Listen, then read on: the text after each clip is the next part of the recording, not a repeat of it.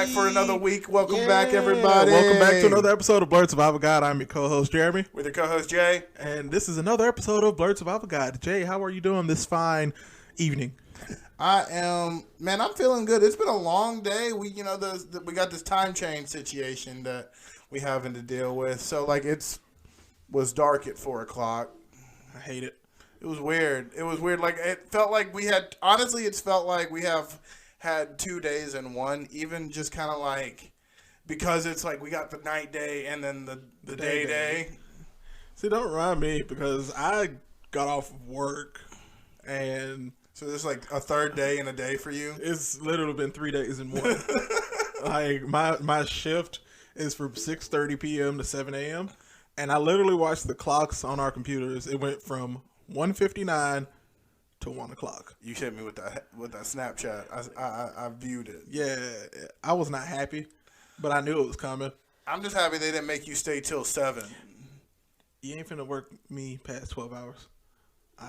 You have even rights. if You're a laborer. You're right, but even if they were to tell me that I had to stay till 7, I would have used some time and left an hour early because. Yeah, because y'all can do it like that. Y'all got like that whole system where you can just be like, hour, warehouse life. Take my hour right here. Exactly, warehouse life, baby. I respect that. I feel that. Yeah. I completely understand. But no, it definitely didn't take a toll, but it was just weird because I got home at 6:30, had my breakfast, was out by 8, but then woke up at 11:45 and went and saw a new movie today. We did see a new movie today. Yeah. It's the opening weekend of Eternals by Marvel. But that's not what today's episode is about. What's today's episode about? Well, we are going to venture into some mismatches, some cartoons here, some cartoons there, some TV shows everywhere because we're looking at crossovers across the TV world.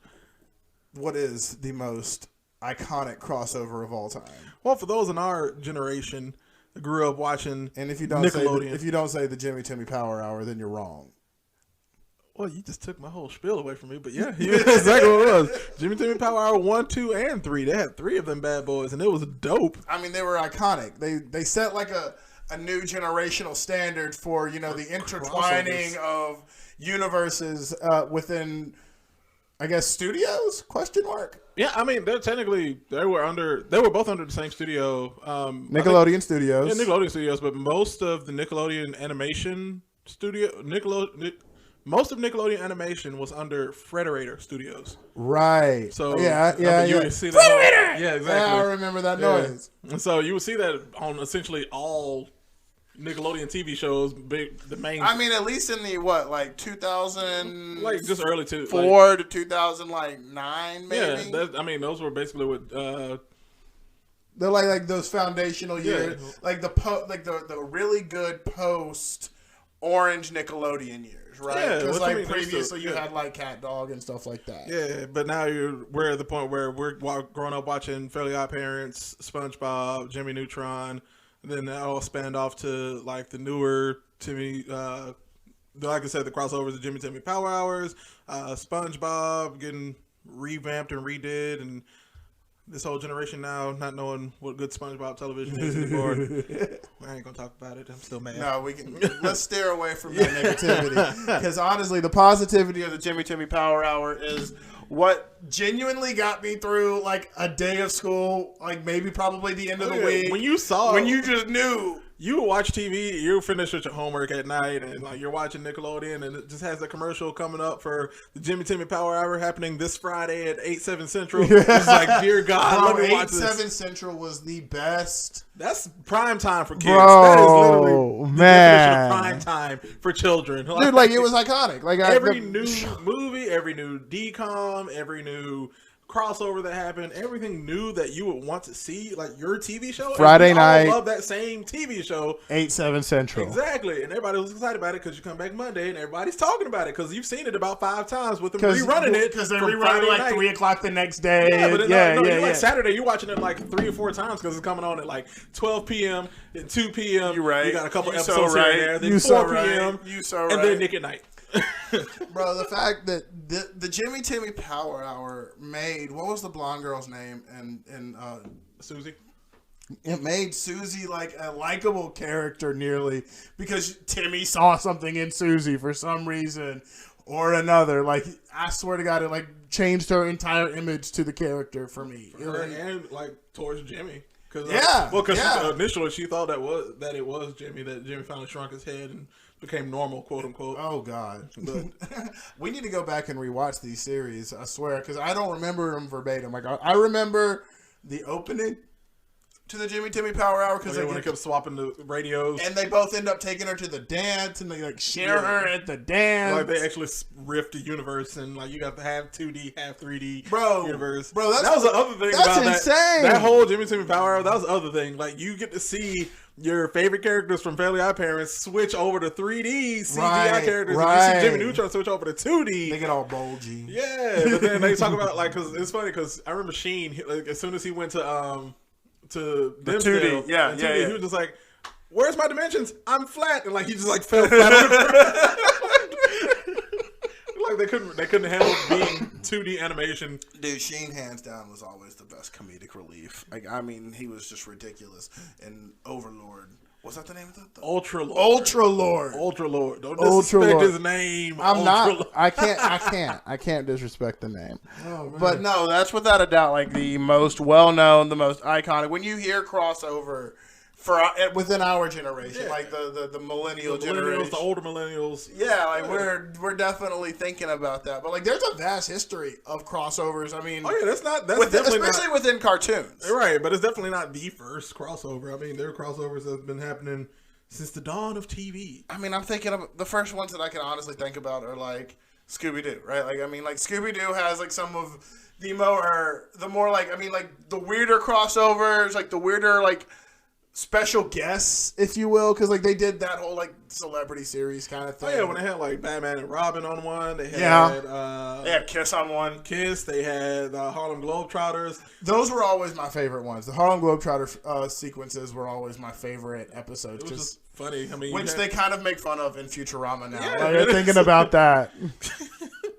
And oddly enough, that's weird. Oddly enough, now that I'm thinking about it, Phil Lamar, who voices a couple of the main Harlem Globetrotters in Futurama, he voiced one of the Harlem Globetrotters in an American Dad episode. It was weird because it was a whole episode where Stan was basically left at a Harlem Globetrotter game by his dad. And right. Took him in and trained him to become a future Harlem Globetrotter. But he didn't have enough swagger to be a Harlem Globetrotter. No, it wasn't that. It was just like literally the I forgot his name. I think his name was Curly. It was like looking at Stan. It was like, Stan. Curly Joe. Yeah. Curly was like, Stan, it wouldn't look right with about 15 black men carrying a young white boy with them across the country. We're going to let you go.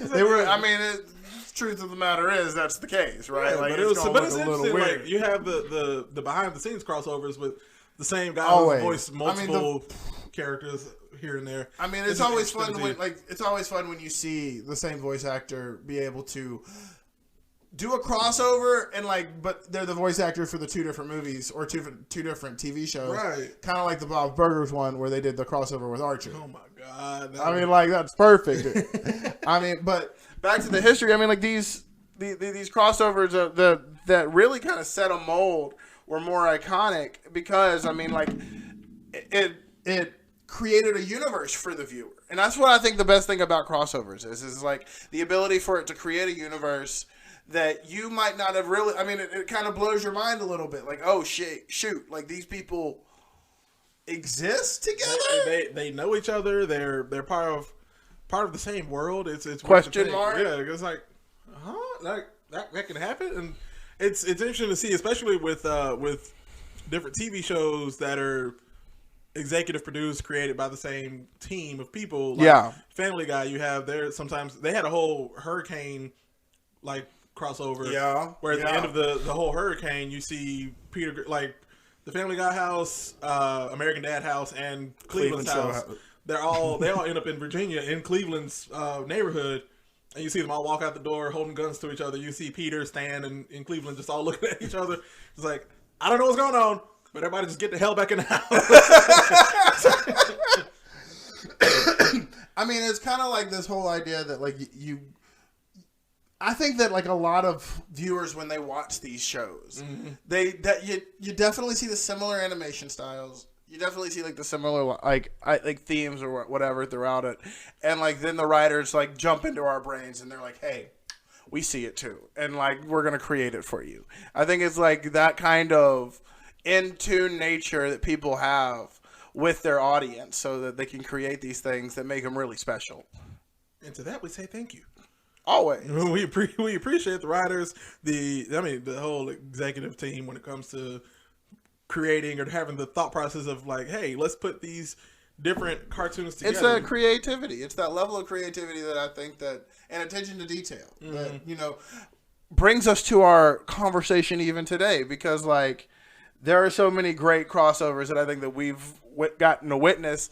More, I mean, like, you know, you had like the old '90s crossovers that were in like sitcom television, like Fresh Prince of Bel-Air and the Jeffersons, and the Jeffersons. But like now we do this in cartoons, right? Like, and I mean, it's like they actually took the time to actually animate these characters to be in each other's universes, and it's like, you really did that. You did that for us. Truly. Truly. It truly is. It's a love letter to the fans of both TV shows. Cause I think so. I mean, like, yes, we want you to know that we see you, we hear you, and we're going to come together as a studio to put these together for you.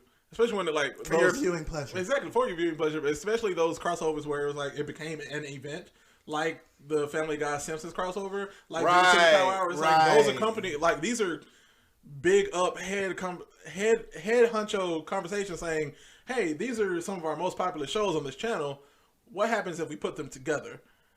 And you got the 2 storyboard teams, 2 writers, 2 directors, all of that come together to make this one cohesive story, and it either works or it doesn't. And most of the time it works well because you have the best of both parts coming together to make the episode. And you got to think about like that writer's room too, right? Because like these are writers that typically just work with their specific teams, and then like, all right, like going to summer camp. Kind of. It's like let's just see where our minds and our creative flow can go based off of each other's new ideas, or like.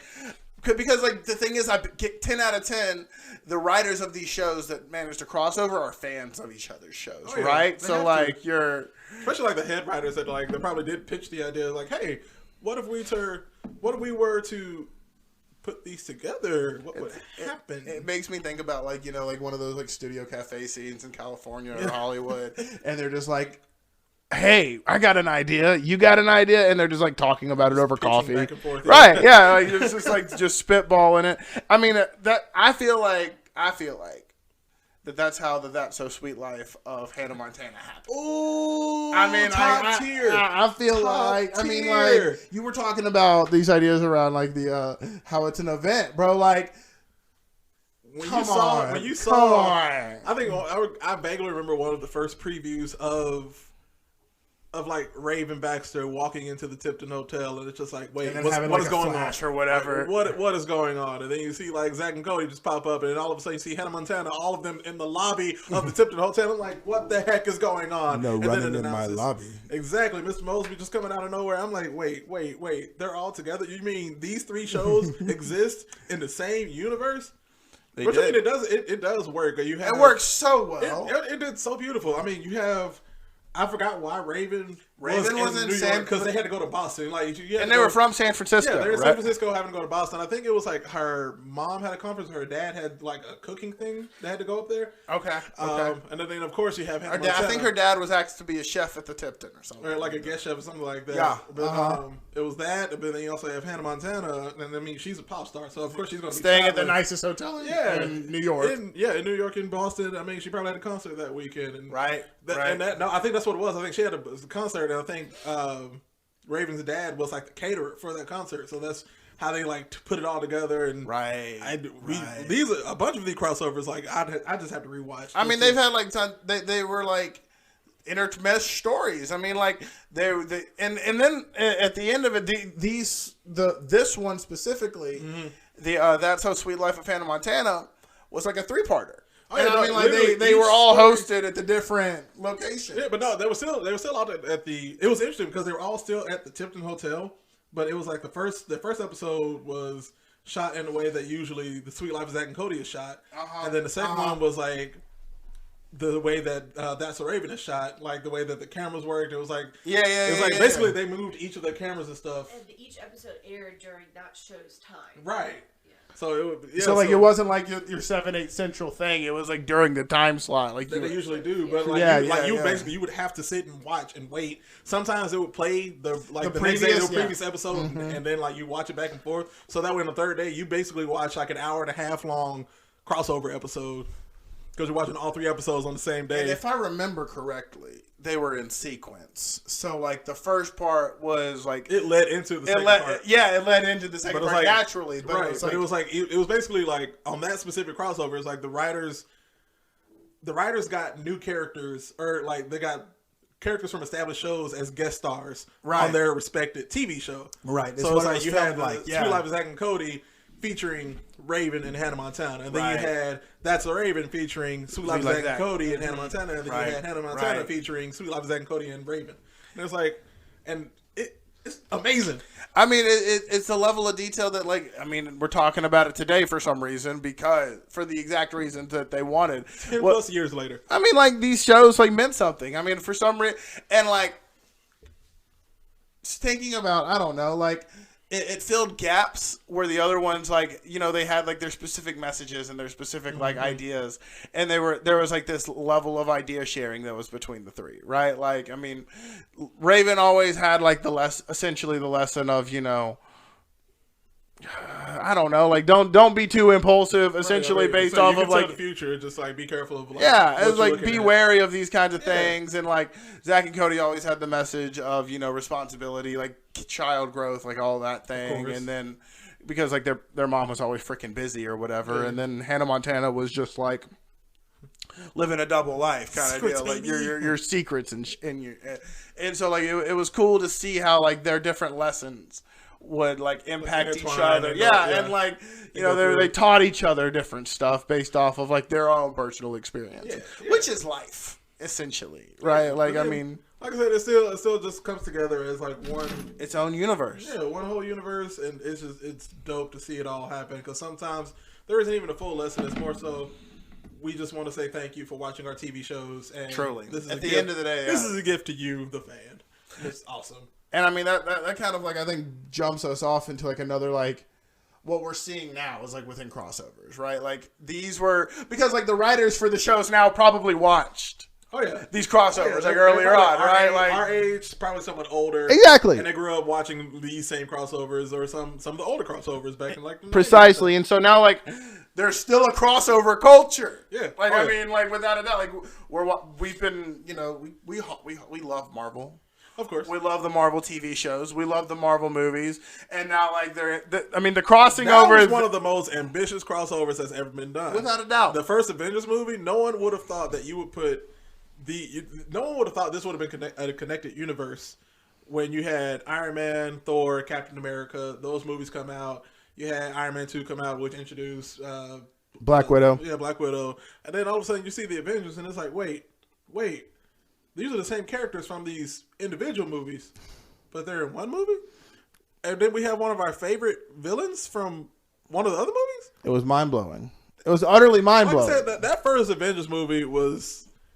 It's going to go down in the history book as one of the greatest crossovers ever, because it's one of the first big major motion picture crossovers that was that successful. Exactly. I mean, globally successful. I mean, look where we are now with the Marvel Cinematic Universe. We don't. I think that we can. Yeah, we know, right? Like, it worked. We know it worked. Listener. And so, like, because it continues to work, people continue to do it. I mean, from something as like, again, as like small screen as like, what am I thinking of? Broad City? No, not Broad City.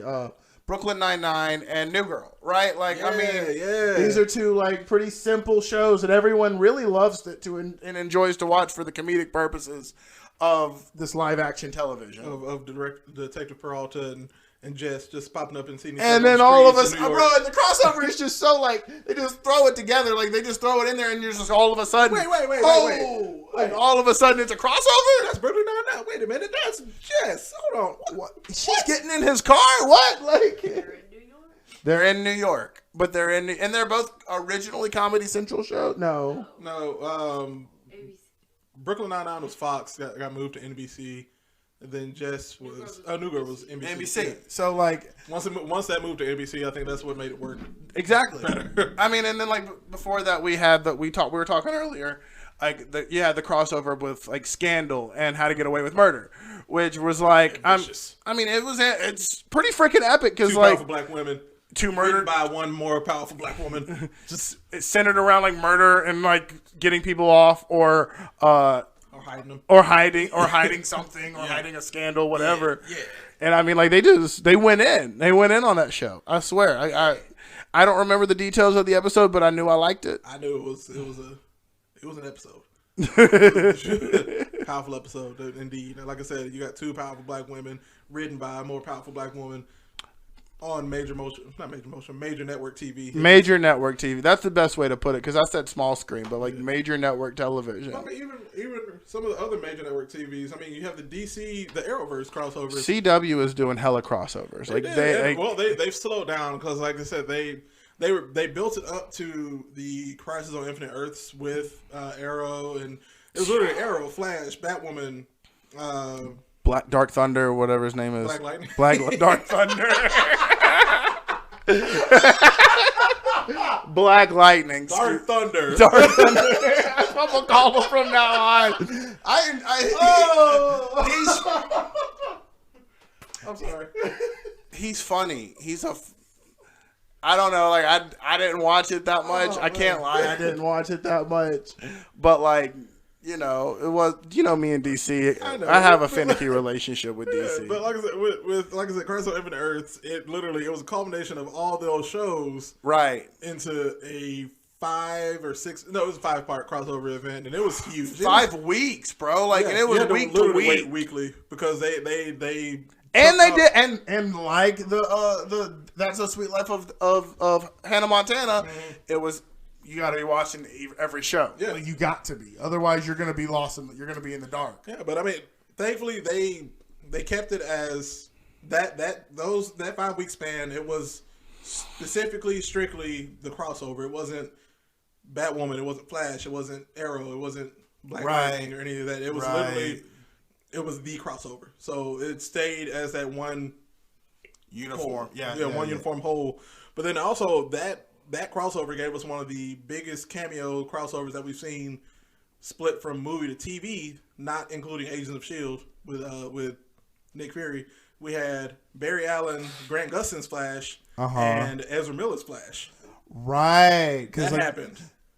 Because of the DC multiverse situation. Exactly. So we are now exploring, essentially. Yeah, and it's cool to see that because now we are getting, like I said, the new Flash. Like we said, the new Flash movie is coming out. He does already, like at that point, he knows about the multiverse, right? Because he has met this other Barry Allen, They back and forth. They talk to each other, and it's dope to see that that's where everything is built up to, and that we're about to get to these bigger crossovers, and we're finally getting a more successful DC universe with the Flash. I think the Flash is going to be that tipping point of a new, better. Fingers crossed. DC I've seen the trailers. And I'm excited by the trailer. I have high hopes because you have the director of the Flash movie, the same guy who directed It, Chapter 1 and Chapter 2.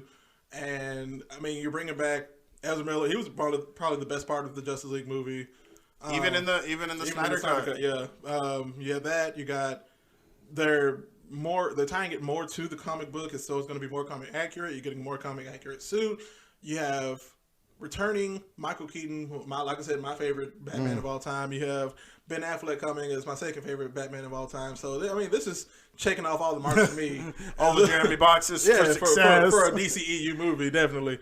And, I mean, it's dope that we're getting that now. And the future of crossovers are just to tie everything up, the future of crossovers is just looking great. It's looking very bright. I completely agree with you. Flash, we have what just came out recently, Scooby-Doo and Courage the Cowardly Dog had their crossover movie, which was... Oh, my God. I haven't seen it yet, but it looks promising. So it's a new movie? Yeah, it came out a couple months ago. You mentioned it. I thought it was an old thing. No, it's relatively new. Like this year. Oh, we've been... And you know what? 10 out of 10, the crowd... That's something that people have been asking for. Exactly. I mean, that's something for people. 2 iconic dogs and 2 scary cats. In very scary circumstances. And this time it's going to be legitimately scary and not... archaeological digs instead of. Well, I mean, like how we talked about Courage a couple weeks ago. And How we were seeing it from his perspective. So it was just like it could be just a random gardener and not right. But this time it's going to be actually Scooby Doo mystery. So it's legit spooky, like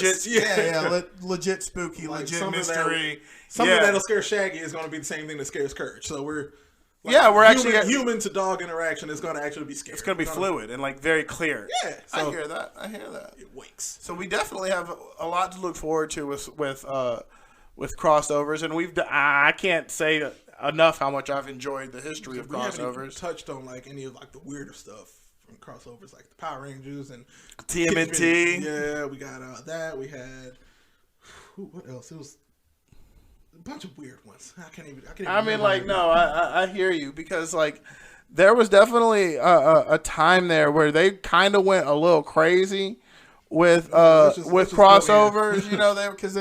If I remember correctly, like there probably wasn't like a TV show or at least an action show that went without one. And I mean, we had the Defenders, which was like the Netflix Marvel one, which. I mean, people didn't really see that. That was like Netflix and Marvel merging in a weird way. Yeah. Briefly. It was the darker side of Marvel. And I love Jessica Jones. Jessica Jones was one of my favorite shows. I didn't watch the last season, the season 3, but I mean, the first 2 seasons were actually pretty good. I didn't watch... I watched Luke Cage. No, I watched all of Luke Cage. I watched all of Iron Fist because it stopped after season 1. Yeah. I didn't watch the last season of Daredevil. I didn't watch Daredevil. I watched the first season. I watched the first 2 seasons. Because the second season, that's when you got introduced to the Punisher. I watched the first season of Punisher. And you love Daredevil. Punisher was good. Mm-hmm. I didn't watch the second season, but I watched the first one. I enjoyed the first season. I definitely enjoyed the first season. But, I mean, all that to say is we can go on and on. But what we're going to do now is take a quick break. You're going to hear a word from our sponsors, and then we will be right back with the weekly blurb. See you in a minute, guys.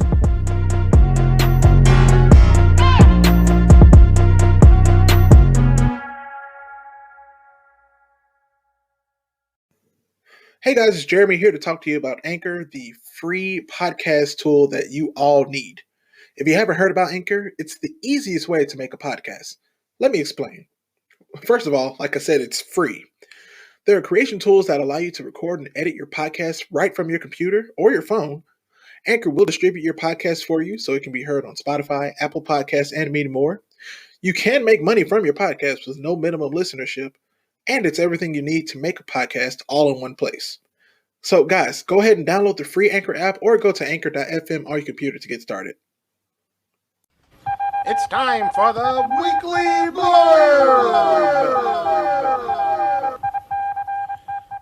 Fallopian tubes. What a savory word. Fallopian. That brings us to our next topic of conversation. Welcome back, everybody. Thank you for tuning in. To the fallopian tubes. To the Blerd Boys. If you haven't picked it up yet, what is our weekly blurb on, Jeremy? We're actually going to do a joint weekly blurb today. I like this idea. On the newest season of Big Mouth, season 5. I had this idea. But you did. Gracias. De nada. Yeah, but... Oh, yeah, no. The new season just came out this past weekend. If you haven't watched it, definitely go watch it. If you're not old enough to watch it, don't watch it unless you're not in the room with your parents. 10 out of 10, don't watch the show with your parents. I recommended it to Miriam's mom the other day, and I was like, if you want shock humor... Because she loves shock humor. She loves shock humor. She'd be sitting Miriam all this ish, and you just be like, what the heck is going on, Laurie? I've asked my mom if she would ever watch Big Mouth. She said she wouldn't touch that with a 50-foot pole. I just figured, I was like, if Laurie wants a good case of some shock humor, 100% watch Big Mouth. Like, that show, I mean, from the beginning to end, it's always had its moments. It's moments, bro. Like you can't watch the show without having like a moment in there where you definitely question like, am I gonna keep watching this show? Yeah, you gotta breathe. You gotta breathe. This new season, like the new season, high key. I mean it. We're looking at love bugs, hate worms, Christmas specials, Santa schlong. We ain't gonna, bro. Wow. This was definitely the holiday season, though. I mean, they went through. I mean, they released it at the start of November. I mean, I think it made perfect sense. Yeah, but it's definitely, like I said, the holiday episode. I mean, you got season 4. It had summer. What was that? Summer to Halloween. But yeah, that was basically the whole season was summer to Halloween. Right. Everything between that. And then you had and they season picked 5. right back up off right back where they left off, which was in the same school year actually. No, that's it. I to mean, think all about. of this is still in 8th grade year. That's the weirdest part. Oh man, and I mean, good God, we binged it. Like we both binged it. Like we finished I'm definitely gonna watch it another 2 or 3 times. Got to, because there's so much in it. Like there's so much in it to really even pick apart. Didn't know that Connie had a sister Bonnie. Right. Twin sisters. Spoiler, but right. Yeah. Like I mean, I'm sorry. Spoilers ahead for those who haven't watched it yet, but definitely go watch it before this podcast releases. Even though you're listening to this podcast right now, go back in time, take a look at Big Mouth season 5, and then come back and listen to the episode. Come back for the 10-minute segment. Yeah, exactly. But no, definitely you got, like I said, it was funny because you have Bonnie, who's like the more woke sister. So she was like, I don't go by monstrous. I go by monster. Yeah, like, yeah. She's like, she loves the hot tubs instead of the bubble baths. But she still loves she starts out hating Maury. Like she's not about Maury. Like, they definitely had a whole moment. They had their bonding moment without a doubt. How you feel about Bernie Sanders? You mean Louise? You mean Louise? Nah, dude, I love Bernie Sanders. Like, I mean, that kind of like fling love is the cutest thing in 8th grade to me. I was so happy for Andrew. Yeah, so happy. Yeah, he went on a little family trip. He had a little bit of fun with like a random. Oh, I'm girl. sorry, he wasn't Andrew Glauberman at that point. He was Andrew Birch because he was part of the Birch family. Right?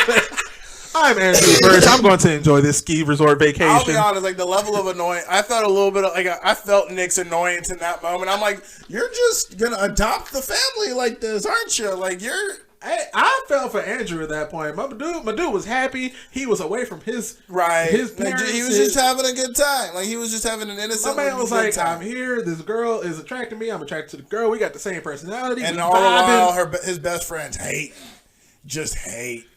And which is salty, Like I can't abide the saltiness that he was through the entire freaking season. Right? Like that hate worm popping up. I'm surprised that his hate and Missy's hate didn't bring them together. Like I was like that. I fully expected this hatefulness. I thought so too, but at the same time, I was like, please don't. I didn't want that because I mean, you saw how awkward it was when they did attempt to date each other in the previous season. Oh, did they? Yeah, they had like 1 or 2 dates at the golf course, and it was like when they had little superhero episodes, and right, and I remember what's his face, Andrew being mad jealous, like he was just like, that's what I'm saying. So I mean, we didn't need to see that all again. No, that's true. They did a little bit of a exploration in that in earlier seasons. Yeah. So I mean, it was good that they didn't go down that road again because I wouldn't have been able to. Bro, the Thanksgiving episode had me weak though with Missy hitting the weed, bro. Like the accuracy, bro. As soon as I heard Quinta and Lena say, "Hey, you want to go for a walk?" I'm like, "Wait, no, they're not going to go for a walk." The cousins walk, bro. The walk is just the walk, bro. You know what the walk is. All of my brothers and sisters, you know what the walk is. I know all about the walk. You know what the walk is. They went for a walk, and I was like, they just did this in an animated TV show. I mean, like with them too, like they've managed to stay true to the culture, right? Like, yes, like that's what they're trying to do with them, like having a presence within the television. That also goes back to the writers' room, though. It's like you got the accuracy that's coming from the writers' room, the cultural competency. Yes, and I'm like, this. Why is this not in other TV shows? It's in other TV shows, but you don't hear them saying, "Hey, you want to go for a walk?" You never hear that. You just have the Thanksgiving. Is it time? Exactly. They knew what was up.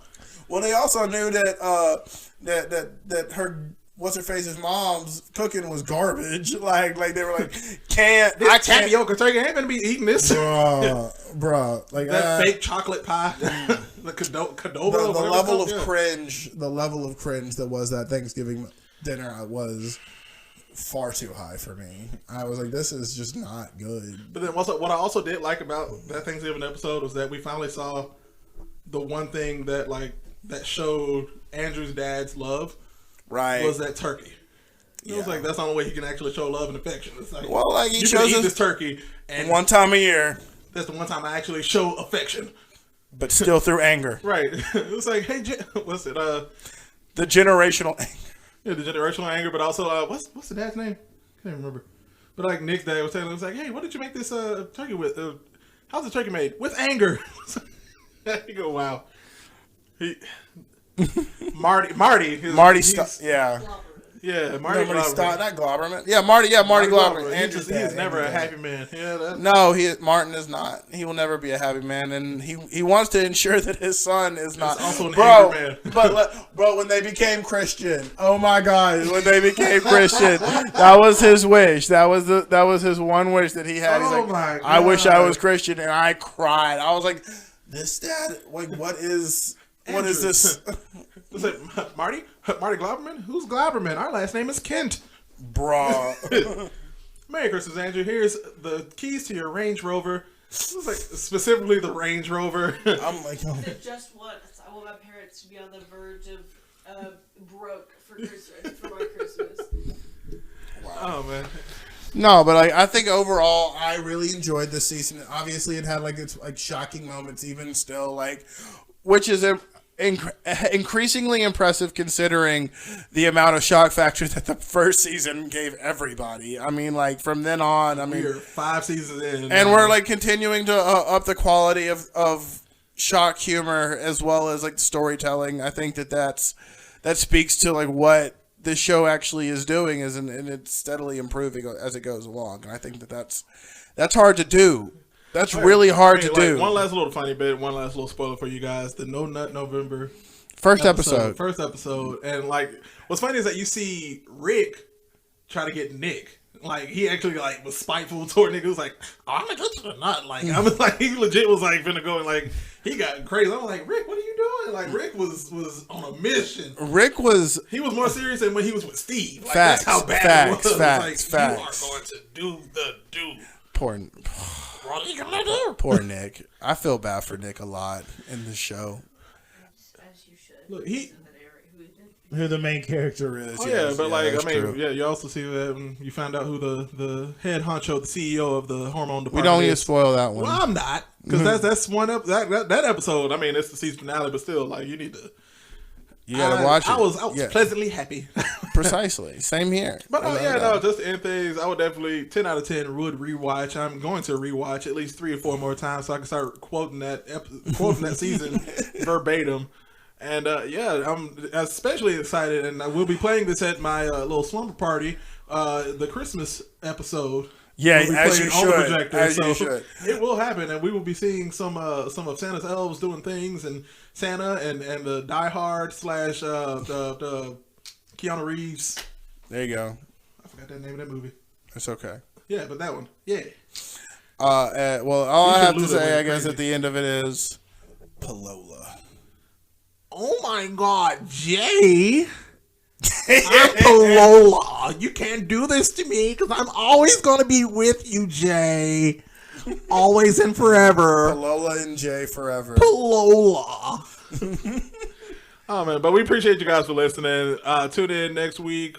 We will be discussing the Eternals movie. And where can the people find us, Mr. Williams? Well, you can email us at blerdsurvivalguide@gmail.com. Or you could follow us on our Instagram at Blerd Survival Guide as well. You can also like us or follow us on Twitter and TikTok at Blerd Guide. Or you can always follow us on our personals at JW0283 and at JBear3295. Remember, you can also support us by shopping at Redbubble. Find some merch. I have my shirt now. It looks fantastic. It's a handsome shirt. Yeah, but definitely, other than that, keep surviving, everybody. Listen to the theme song.